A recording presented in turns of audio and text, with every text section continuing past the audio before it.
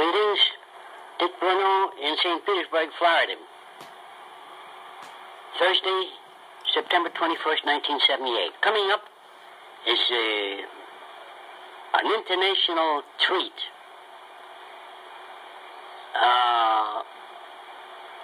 An international ventriloquial treat, let's say.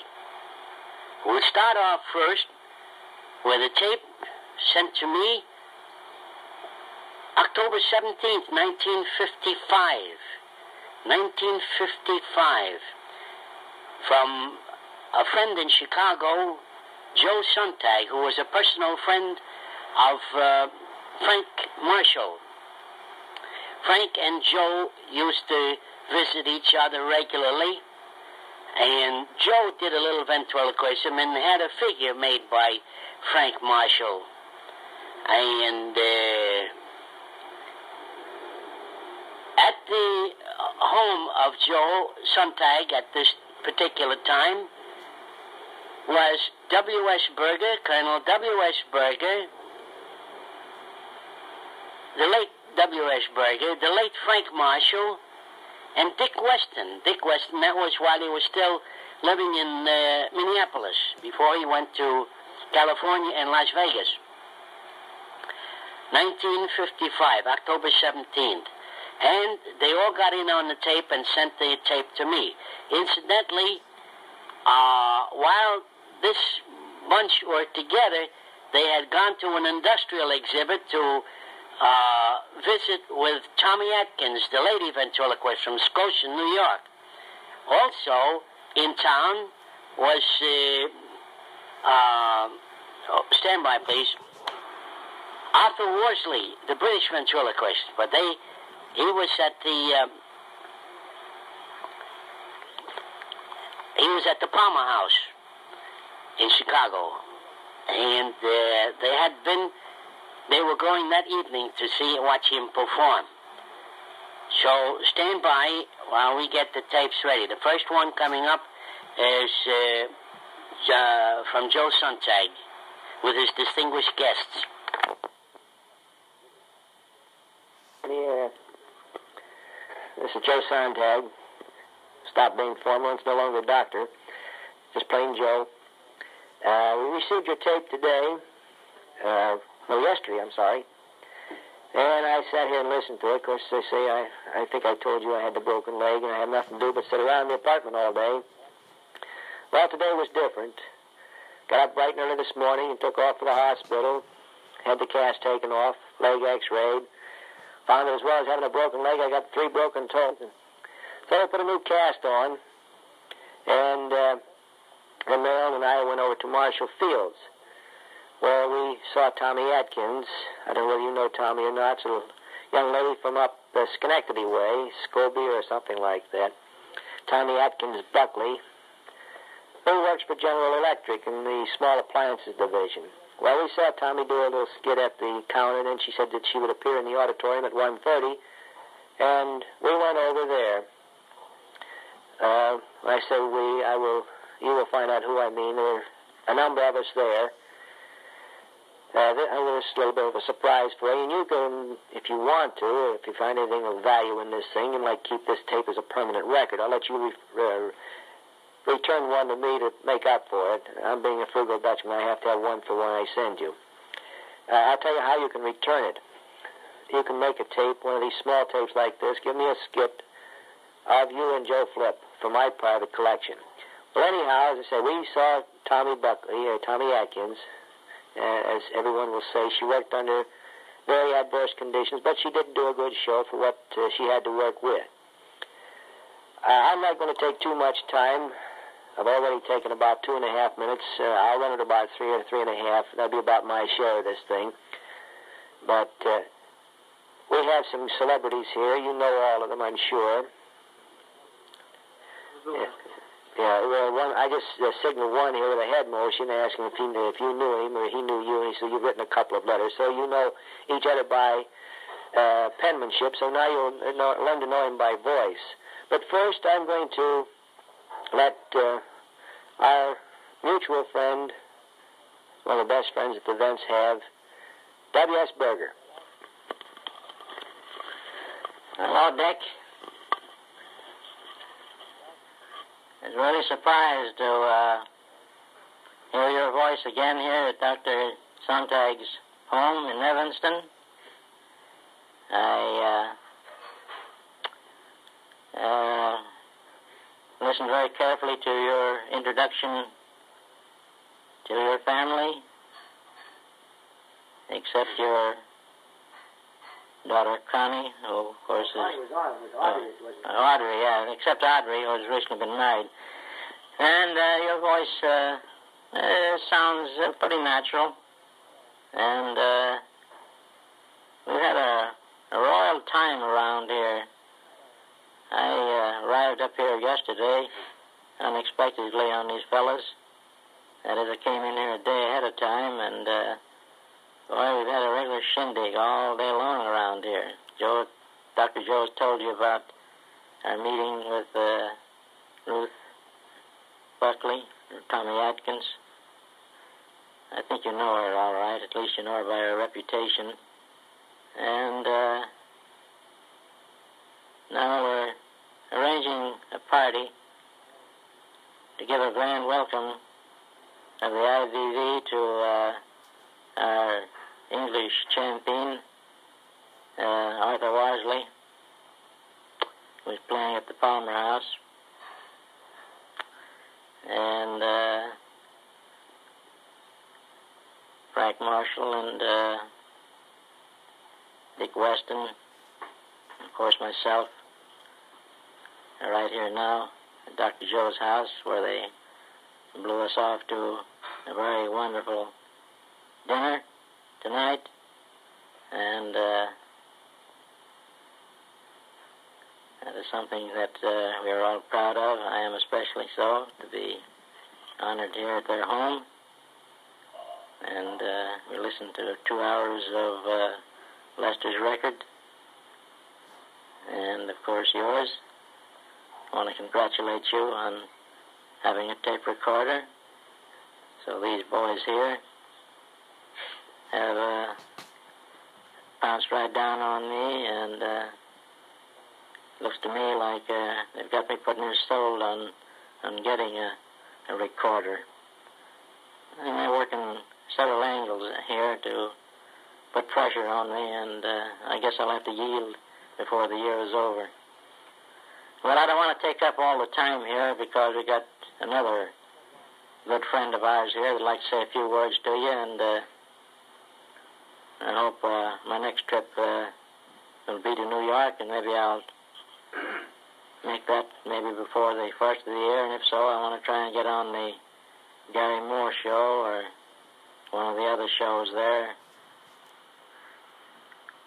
And I think I have a secret, and that is, I have the biggest family in America. I think that would be a good secret. And I may get onto some other show if I don't hook onto that one, because I think I have something of interest, and would keep them guessing. Then, of course, if I come up there, why, I'll be seeing you and the balance of the gang. I have that in my mind, and I would like to do that. Although it's been a very, very busy year for me, boy, oh boy, I really went the limit this year with my endurance.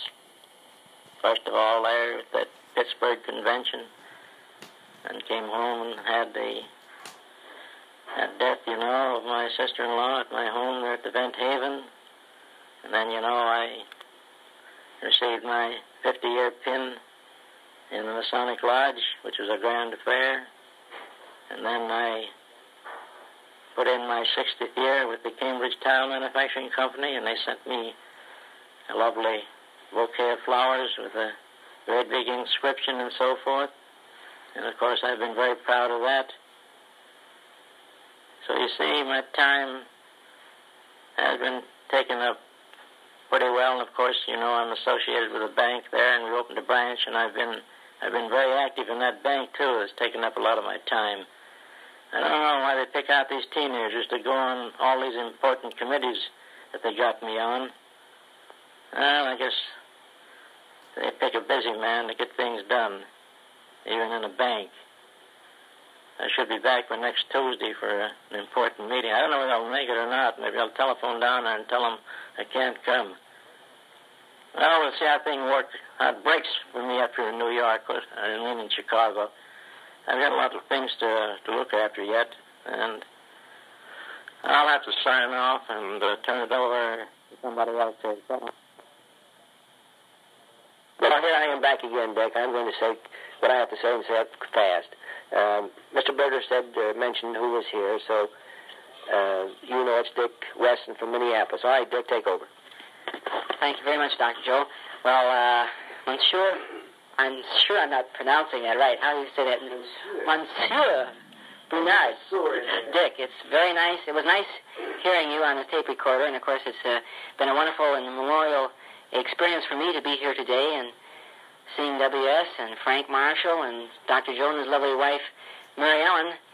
We've really had a wonderful time, and then meeting Tommy Atkins, who was a very vivacious young girl.